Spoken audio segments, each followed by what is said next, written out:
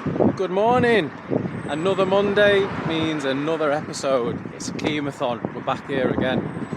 Just walking up to Salford Royal Hospital, which is where I had all of my chemotherapy treatment. So I've got an appointment this morning, but this is literally the walk that me and my girlfriend would do from where we were living at the time. We were living in a flat, so we would walk, luckily be able to walk up to the hospital through Monton to Salford Royal, to the haematology department. And what I'll try and do today is give a brief description of what can happen literally when you get to the hospital, and what a chemo day looks like. I'd take a backpack and I'd take my iPad, a book, some sweets and a Lucozade and a few drinks and some bites to eat and stuff like that. At the time, Day of the Jackal was streaming, so that was something that I really looked forward to watching during being sat in the chair. And also Slow Horses, and I was reading a really good book at the time. So there was just little wins that you look forward to and plan for and think, no, I'll save that for chemo day. It's not the best of day to go to, but you just have these little things that you'd look forward to or save for chemotherapy day. I would want to walk to and from every appointment and every chemo session, just as that little sort of physical victory. So as we would go onto the ward, we'd ring the buzzer, somebody'd let us in, we'd walk on the corridor. First thing everybody would say is, do you mind just washing your hands? There was a little waiting room with a desk, just to sort of check in. So every other Friday it was a 9 o'clock kickoff. We'd get there at about 10:45, 10 to, and there might be one other person on the ward. On the ward there was 6 chairs. So there was the day ward, which was where I was. We would check in and then we'd say, yeah, go through, pick a chair. And I'd always sit in one of 2 chairs, facing the window. It was winter at the time, so it was quite chilly, so I didn't want to be sat with the window behind me, and it was very drafty. Within the first hour, I'd have my cannula put in, which is in the sort of top of the hand or just inside the wrist. And the other thing I wanted to talk about is the 4 drugs. So the A is adriamycin, hope I'm saying that right. B, the drug that I'm still sort of feeling the effects of, which is bleomycin. That's the one that really affects the lungs. The V is vinblastine. It was actually sort of Ribena coloured in a syringe.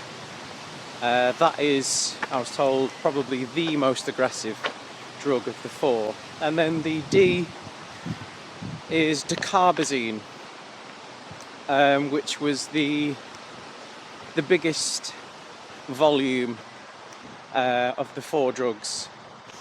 So 2 of them were administered in bags, 2 of them were administered in syringe. When they put the cannula in, is they flush saline through. They ask you to put your hand off of the edge of the chair, just down to the side, to dangle your hand. And what they're looking for is a flashback, which is the blood coming out of the cannula. It doesn't come out of the tube, but they want a flashback to see that blood is coming out of the vein, and then when they flush the saline through, check the connection, that's the word I'm looking for. Then the first thing that would be put in would be pre-meds, so anti-sickness, some steroids and antibiotics. And then what would happen is the first 3 drugs would be in a tray on wheels, and they would put up the first bag. Then they would, for every drug, they would put that up with alongside saline to have them both simultaneously enter your bloodstream at the same time, so it wasn't just chemo drug then flush through, it was at the same time. The vinblastine, like I said, was like a Ribena colour, and they would just say, oh, by the way, when you go to the toilet, don't be alarmed, but your urine will be a strange colour. It was strange because my urine was an odd colour because of the colouring.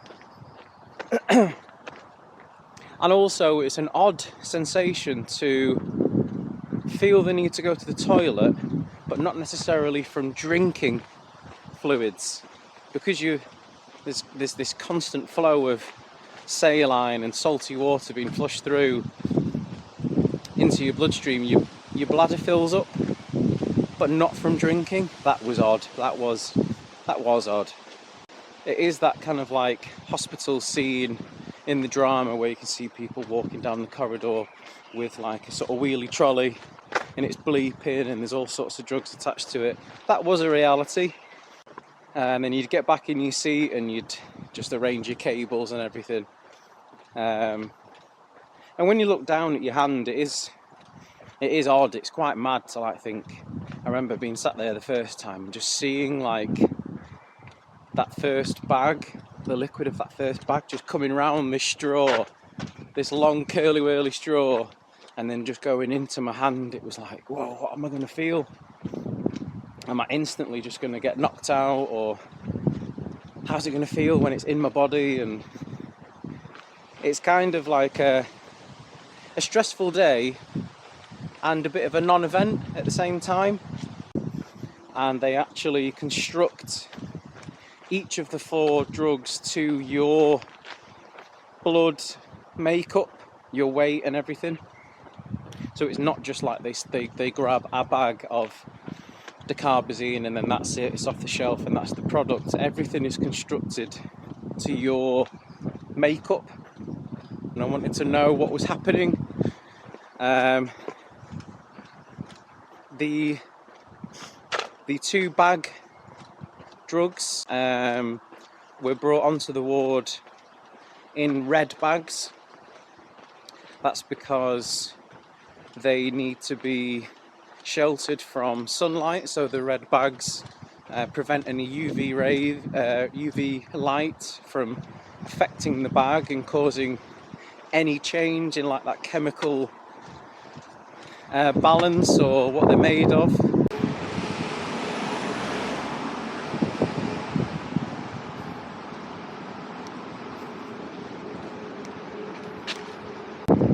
So we're at Salford Royal now. Just going to quickly walk over to the entrance to the haematology department and show you where we would go in every Friday morning and where I would get a picture for every treatment, just a little sort of 1 and a 2, and just to be able to look back on it as well.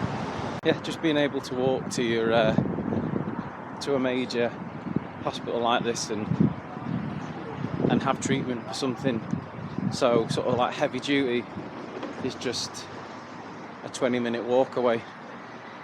And you just think about people who live on, I don't know, remote areas that have to travel days before, and logistically like such a stressful process to get to the nearest major hospital to have treatment, on top of going through all the fatigue and side effects and stuff like that. So this is it. This is where I'd get the picture, next to this Christie at Salford Royal sign.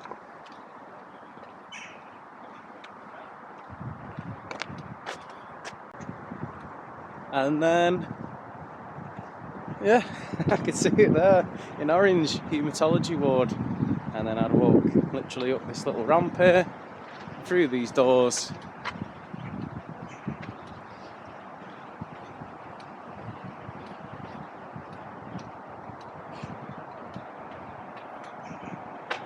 To the haematology ward, which is mad.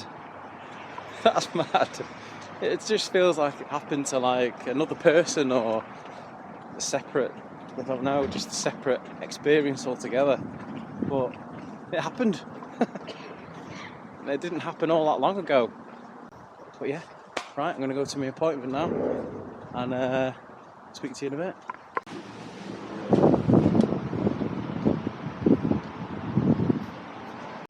Yeah, so that was my appointment. Just had to do some bloods again. So my next appointment is at the end of July. And then after that they may be a little less frequent. So maybe every sort of 6 months rather than 3. But all in all, yeah, just a quick check-in to see how my body's doing, how I'm feeling, everything sort of mental and physical really between myself and my girlfriend, because whilst it was me that was undergoing everything, it still has an effect on partners and family, so they're very understanding that it happens to 2 people and more. Literally being given the treatment plan and official, like, confirmed diagnosis. My girlfriend obviously became quite upset, and the haematology nurse just sort of put a hand on Fee's shoulder and just said, I've been you in this situation, and don't worry, like, you're in good hands and everything will be okay. This diagnosis is is more than treatable, and it'll be tough, but she just really reassured my girlfriend in just saying something so easy to say, but it was just a very sort of helpful moment to say, I've been you in this situation. So that's something that we'll always remember. So I'm just going to walk back now. Today's run is only 5.5 miles, so I think there was like a gradual increase in mileage, and then where the long run might only be 5.5, the rest of the week might be a bit more bulky in terms of other efforts. But I still only did 4 runs last week, supposed to be 5, but after work the weather on Saturday was too humid. I did get out for a run, but yesterday I was absolutely battered. I was really noticeably quite tired, just from working in that weather and running on top of that. So another 4 runs done last week, should have been 5, but it's still that first month. Yeah, thanks for watching again. That's episode 3 or 4. We keep going, trust the process. It's a chemothon. Over and out for this Monday. See you next Monday.